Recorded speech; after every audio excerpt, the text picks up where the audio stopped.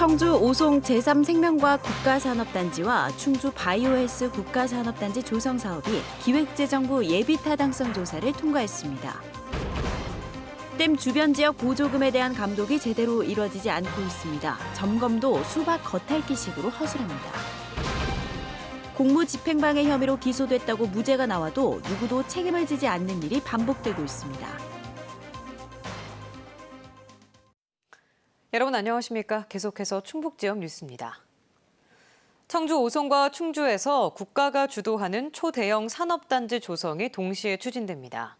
10년 동안 조성에만 무려 4조 원, 충북의 또 한 변의 큰 변화가 예상되고 있습니다. 심충만 기자입니다. 질병관리청과 식약처 등 보건의료 국가기관을 비롯해 바이오 의약 연구 산업이 집적된 청주 오송. 1997년 국가산단으로 만든 4.6제곱킬로미터의 1산단과 경제자유구역인 3.3제곱킬로미터 규모의 2산단에 맞붙어 남쪽으로 6.75제곱킬로미터에 이르는 면적이 국가주도의 산업단지로 추가 조성됩니다. 이미 국가산단 후보지에 포함됐었지만 실제 추진을 결정하는 예비타당성 조사에서 비용 대비 편익이 2.34로 기준치 1.0을 거뜬히 넘어선 데 따른 것입니다. 오송 제3생명과학 국가산업단지 조성으로 글로벌 규모의 바이오 클러스터 구축을 꿈꿀 수 있게 되었습니다. 서충주 신도시에 맞붙어 역시 국가산단 후보지에 오른 2.24제곱킬로미터 규모의 충주 바이오헬스 국가산단도 함께 예비타당성 관문을 통과했습니다. 새로운 경제성장 동력으로서의 강한 추진력으로 충북의 바이오헬스 혁신 융합벨트의 한 축을 형성할 수 있도록 최선을 다하겠습니다. 이로써 충북에서 동시에 추진될 두 국가산단 조성 면적은 모두 9제곱킬로미터. 최근 10년 동안 전국에 들어선 6개 국가산단을 모두 합친 것보다도 20% 이상 큰 규모입니다. 앞으로 거의 10년 동안 이들 산단 조성에 풀리는 돈만 거의 4조 원. 충청북도는 조성 단계의 경제 효과뿐만 아니라 청주 오송과 오창, 충주와 제천 등지로 이어지는 바이오 클러스터의 강화를 기대하고 있습니다. 운영 단계 30년 동안에는 생산 유발 효과 152조 원, 부가가치 유발 효과 46조 원, 2만 5천여 명의 취업 유발 효과가 나타날 것으로 충청북도는 곧바로 산업단지 계획 수립 등 관련 절차에 착수해 이르면 2022년부터 토지 보상 등의 절차가 가능할 걸로 내다봤습니다. MBC 뉴스 심충만입니다. 충청북도가 자율주행이나 수소연료 등 미래 자동차 관련 산업을 선점할 기술혁신밸리 구축을 추진합니다. 충청북도는 내연기관 중심의 기존 자동차 개념을 넘어 신재생 에너지나 IT 등이 융합된 미래 자동차의 다양한 가능성에 주목하고 핵심 연구기관과 관련 기업이 집적된 미래 자동차 혁신밸리를 조성하기로 했습니다. 이를 위해 구체적인 실행 계획을 담은 충북 미래자동차 산업 육성 종합계획도 오늘 충북도청에서 발표했습니다. 김구 선생을 비롯한 대한민국 임시정부 행정수반 동상이 청남대에서 공식 제막됐습니다. 충청북도는 대한민국의 시초인 근현대사의 의미를 강조하기 위해 옛 대통령 별장 청남대에 김구 주석 등 8명의 임시정부 행정수반 동상과 역사 기록화를 마련했습니다. 제막 행사는 당초 임시정부 수립기념일인 지난 4월 11일에 계획됐었지만 코로나19로 연기를 거듭하다 오늘 온라인 중계 방식으로 개최됐습니다. 주민들조차 모르는 댐 주변 지역 보조금 실태 어제 보도해드렸었죠. 20년 가까이 어떻게 이런 일이 가능했을까요?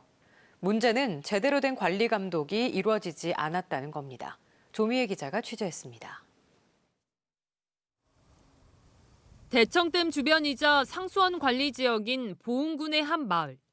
금강유역환경청과 수자원공사로부터 해마다 평균 1,400만 원 이상 지원금을 받고 있지만 대다수 주민들은 모르고 있었습니다. 오직 이장과 동네에서 가장 오래 산 두 가구만 농기계 20여 개를 독점했습니다. 군청에서 조사가 나와가지고 따라다녀 보니까 새 집에는 연장이 그렇게 많은데 주민은 연장도 있는지도 모르고 연사무소 빌려다가 저 농사도 짓고 그랬어요. 20년 가까이 어떻게 이런 일이 가능했을까? 마을 회의를 연 뒤 회의록을 제출하고 예산 집행 후엔 정산서를 받도록 돼 있는 환경청과 수자원공사의 지침을 문서상으론 충족했기 때문입니다. 환경청과 수자원공사는 재원만 내려줄 뿐 집행은 지자체 고유 업무라며 선을 긋습니다.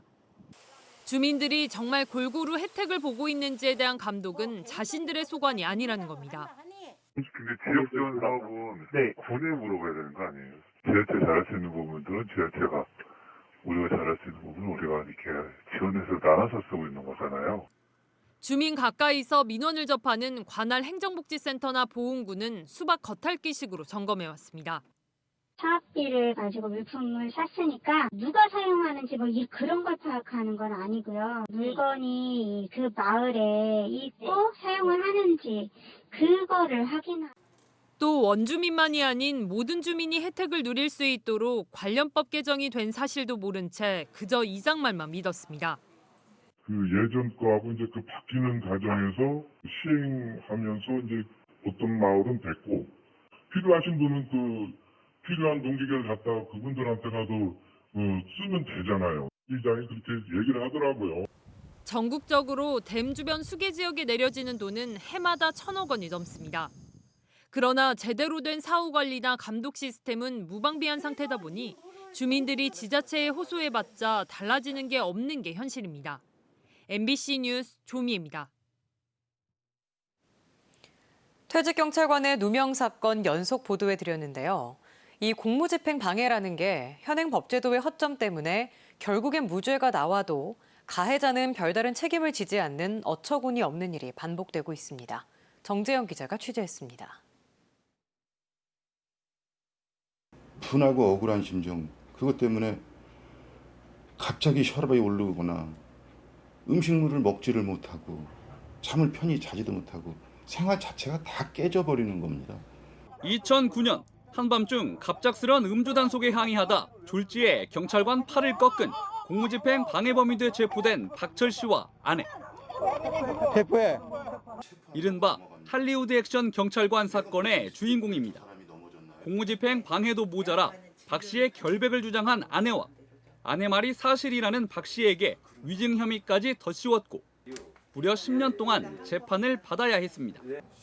재심 끝에 유죄 판결이 모두 뒤집혀 결국 결백이 입증됐고 체포한 경찰들은 무거운 책임을 질 것으로 믿었습니다. 내가 거짓말을 한 게 아니라면 그 사람이 거짓말한 것이 되지 않습니까? 그런데 그걸 처리를 안 한다는 것은 검찰이나 법원이 직무유기하고 있다. 그런데 검찰은 사건을 꾸며낸 혐의로 피소된 경찰관 2명을 모두 불기소했습니다. 팔을 꺾었다는 등의 경찰관 진술이 과장됐을 가능성을 배제할 수 없지만 허위 진술로 단정할 수 없고 재심 전 부부의 유죄 판결 증거로 쓰인 현장 영상은 화질이나 화각, 장애물로 인해 확인이 어렵다는 등의 이유를 댔습니다. 부부는 항고했지만 기각됐고 다시 재정 신청을 거쳐 대법원까지 재항고했지만 결국 혐의는 인정되지 않았습니다. 피해자는 있는데 가해자가 없는 겁니다. 늘 보이는 게 경찰인데 길에만 가도 보이는 게 경찰이고 TV만 켜도 보이는 게 경찰, 검사, 판사인데 어떻게 잊고 살아요. 잘 근무하고 있다는 소식을 들을 때마다 피가 거꾸로 솟죠. 법조계와 학계에선 이런 문제의 원인으로 법원이 검찰의 보완 수사를 명할 수 없는 현행 재정 신청 제도를 꼽습니다. 기존 수사 자료만 갖고 강제 기소 여부를 판단하기 때문에 의문이 있어도 애초에 검경 수사가 부족하면 같은 결론이 날 수밖에 없단 겁니다. 권한이 없기 때문에 새로운 조사를 못하고 경찰과 검찰에서 조사한 자료, 그것도 굉장히 부실한 자료만 가지고서 판단하기 때문에 재정 신청이 거의 받아들이지 않고 있죠. 20대 국회에서 이 문제를 해결할 법 개정안이 발의되기도 했지만 결국 자동 폐기된 상태. 이러는 사이 검찰 불기소 결정에 대한 고등법원의 재정 신청 인용률은 0.5%까지 떨어졌습니다. 저와 같은 피해자는 앞으로도 부지기수 나올 수밖에 없고 내 사건이 해결되지 않는다면 일반 시민들은 패배주의에 빠질 겁니다. 한편 비슷한 피해를 입고 현직 경찰을 고소한 퇴직경찰 노승일 씨 사건 수사는 다음 주 시작될 예정입니다. MBC 뉴스 정대영입니다. 코로나19가 집단 발생한 경기도 이천 장호원읍과 인접한 충북도 내 학교 8곳이 등교 수업을 중단했습니다.